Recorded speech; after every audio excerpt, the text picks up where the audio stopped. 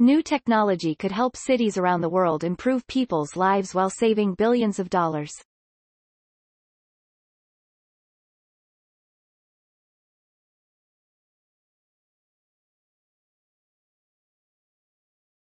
The free, open-source software developed by the Stanford Natural Capital Project creates maps to visualize the links between nature and human well-being. City planners and developers can use the software to visualize where investments in nature, such as parks and marshlands, can maximize benefits to people, like protection from flooding and improved health. This software helps design cities that are better for both people and nature, said Anne Guerry, Chief Strategy Officer and lead scientist at the Natural Capital Project. Urban nature is a multitasking benefactor. The trees on your street can lower temperatures so your apartment is cooler on hot summer days. At the same time, they're soaking up the carbon emissions that cause climate change, creating a free, accessible place to stay healthy through physical activity and just making your city a more pleasant place to be. By 2050, experts expect over 70% of the world's people to live in cities.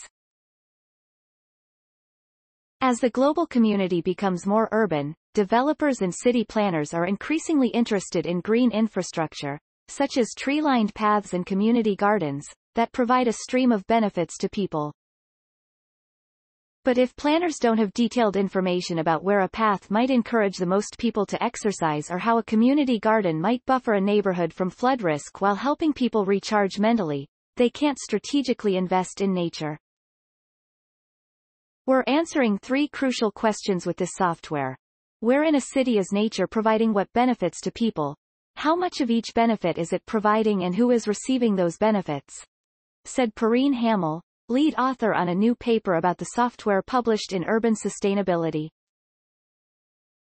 The software, called Urban Invest, is the first of its kind for cities and allows for the combination of environmental data, like temperature patterns, with social demographics and economic data, like income levels. Users can input their city's datasets into the software or access a diversity of open global data sources, from NASA satellites to local weather stations.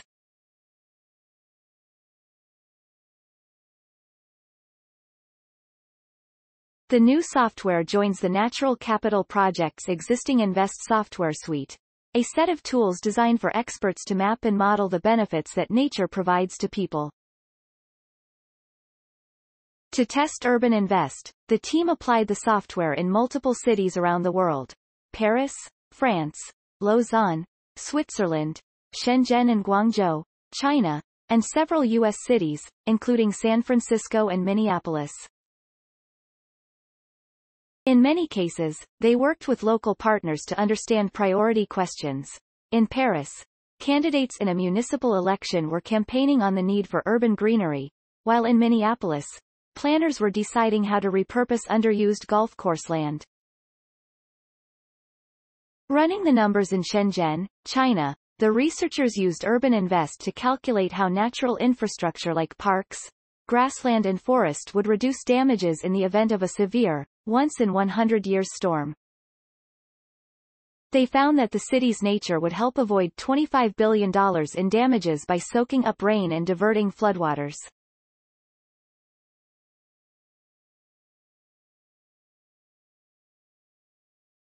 They also showed that natural infrastructure, like trees and parks, was reducing the daily air temperature in Shenzhen by 5.4 degrees Fahrenheit, 3 degrees Celsius, during hot summer days, providing a dollar value of $71,000 per day in benefits to the city. Targeting inequities. Nature is often distributed unevenly across cities, putting lower-income people at a disadvantage.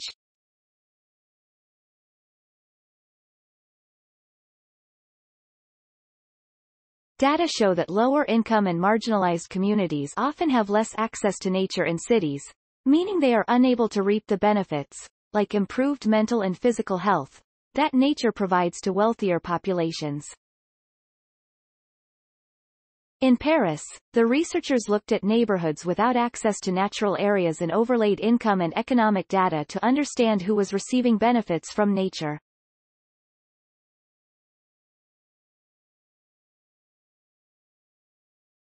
The software helped determine where investments in more green space, like parks and bike paths, could be most effective at boosting health and well-being in an equitable way. Planning for a greener future in the Minneapolis St. Paul, Minnesota region, golf revenue is declining. The downturn has created an appealing opportunity for private golf courses to sell off their land for development. But should developers create a new park or build a new neighborhood? Urban Invest showed how, compared to golf courses, new parks could increase urban cooling, keep river waters clean, support bee pollinators and sustain dwindling pockets of biodiversity. New residential development, on the other hand, would increase temperatures, pollute freshwater and decrease habitat for bees and other biodiversity.